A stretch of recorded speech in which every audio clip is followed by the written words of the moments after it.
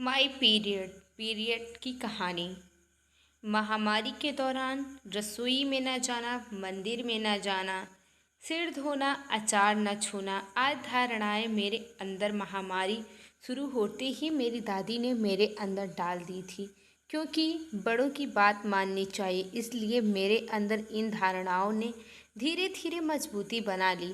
लड़कियों की तरह मैं भी अपने परिवार और आसपास इन्हीं सब बातों का पालन करते हुए और देखते हुए बड़ी हुई। जैसे जैसे मैं बड़ी हुई और मेरी समझ बढ़ने लगी, तो मन में इन सब धारणाओं को लेकर सवाल उठने लगे कि इन सब को ना माने तो क्या होगा।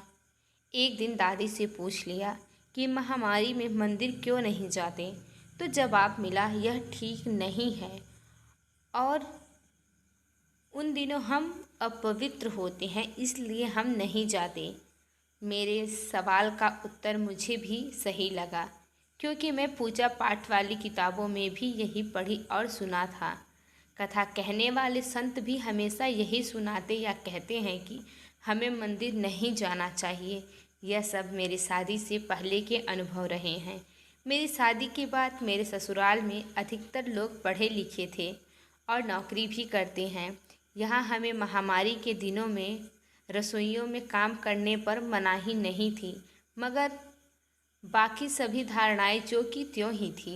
लेकिन मेरे पति, जो कि विज्ञान विषय के टीचर थे, वे मुझे हमेशा कहते थे कि इन धारणाओं को मानने में क्या रखा है। और ख़ासकर तब जब एक बार हम मनाली घूमने गए, तब वहाँ मुझे पीरियड आ गया और हमें मंदिर जाना था। मेरे पति ने बहुत कहा कि कुछ नहीं होता, चलो चलते हैं मंदिर, यह सब तो एक प्राकृतिक प्रक्रिया है। तो मैंने पलट कर कहा कि आपको नहीं पता है, पाप लगता है। ऐसे में हम अपवित्र होते हैं, क्योंकि हमारे धर्म ग्रंथ भी यही कहते हैं। व्रत की कथा कहानियों में भी यही कहा जाता है कि हमें महामारी में पूजा पाठ नहीं करनी चाहिए और मंदिर नहीं जाना चाहिए। मैंने एमएससी संस्कृत से पढ़ाई की है। इसमें भी हमें रजोगुण, तम, सत्वगुण आदि के बारे में पढ़ा है, जिसमें महामारी के समय महिलाओं को 3 दिन तक अलग अलग जाति सूची शब्दों से जोड़ा गया है।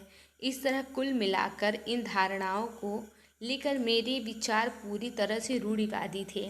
फिर मुझे रूम टू रीड की ट्रेनिंग में जोड़ने का मौका मिला नवंबर 2019 में। वहाँ हम सभी करीब 40 लोग थे। वहाँ हमारे साथ जेंडर जैसे मुद्दे पर खाली चर्चा हुआ। जेंडर क्या है, प्राकृतिक लिंग और सामाजिक लिंग क्या है, जेंडर अवधारणा कैसे बनी और किस तरह से हम इससे प्रभावित होते हैं, इन सब पर काफ़ी खुली चर्चाएं हुई। वहाँ अलग अलग विचारों वाले लोगों के बीच मैंने महामारी के समय की जाने वाली रोक टोक अवधारणाओं पर अपने विचारों सहित दोनों तरह के मत रखने वाले लोगों को सुना। सभी के बीच तर्क वितर्क भी हुए कि हमें उस वक्त धारणाओं को मानना चाहिए तो क्यों, और क्यों नहीं तो क्यों नहीं मानना चाहिए। हमें जेंडर और समाज में पाई जाने वाली धारणाओं से संबंधित कुछ कहानियाँ सुनी और वीडियोस भी देखे। वहाँ हुई सभी चर्चाओं से मेरे अंदर एक तंत्र जलने लगा कि मैं जो अपना मान रही हूँ, क्या वो सही है।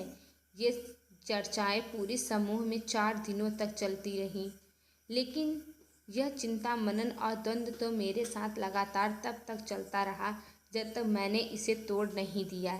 यह अवसर मुझे दिसंबर 2019 में मिला, जब मैं अपने परिवार सहित उदयपुर घूमने गई और वहाँ मुझे पीरियड आया। लेकिन मुझे वहाँ के मंदिरों को देखना था, तो मैंने हिम्मत रख के माता जी और श्रीनाथ जी के मंदिर चली गई। मन डगमगा रहा था कि किसी तरह का कोई पाप ना हो लगे, लेकिन दूसरी तरफ ट्रेनिंग के दौरान तथ्य भरी बातों और विचार भी मुझे सहारा दे रहे थे। वहाँ मैंने 2 मंदिरों में दर्शन किए। मेरे पति मेरे द्वारा तोड़ी गई इन रूढ़वादी विचारधारा से काफ़ी खुश थे, लेकिन मुझे कहीं न कहीं डर अब भी था कि घर वालों का रवैया क्या होगा। घर आकर मैंने सबसे पहले अपनी ननद को यह बात बताई, तो उन्होंने मुझे सहारा देते हुए कहा, तो क्या हुआ, अब तो पढ़ा लिखा समाज है, यह बात बताते अब आम हो गई है। फिर बार बार तो कोई घूमने जाया नहीं जाता ना। उन्हें भी मुझे हिम्मत दी। अब मुझे महामारी में पूजा पाठ करने और मंदिर जाने में कोई हिचकिचाहट नहीं होती, क्योंकि ये सब प्राकृतिक प्रक्रिया है। जो इससे संबंधित जो भी घटनाएं हैं यह समाज द्वारा बनाई गई हैं। मैं हर महिला लड़की से को यही संदेश देना चाहती हूँ कि हमें किसी भी सामाजिक धारणा को मानने से पहले उस पर विचार और तर्क करना चाहिए। मन में आ रहे अनसुलझे सवालों को परिवार, समाज और अपने टीचर्स से पूछना चाहिए। यह सच है कि महामारी एक नेचुरल प्रक्रिया है जिसकी इन धारणाओं से कोई लेना देना नहीं है। यह धारणाएं सिर्फ समाज में महिलाओं को निर्बल बनाने के लिए समाज के कुछ रूढ़िवादी लोगों के द्वारा बनाई गई सोच है। हमें इनको नकारना चाहिए, ना कि मानना चाहिए। सच्ची बात है दोस्तों कि हमें पीरियड की ये जो बातें रहती हैं बहुत लड़कियां, महिलाएं अक्सर छुपाया करती हैं। ये छुपाना नहीं चाहिए हमें, क्योंकि यह एक प्राकृतिक देन है। हर महिला, हर लड़की के साथ होता है और पुरुषों को भी ये बात पता होती है।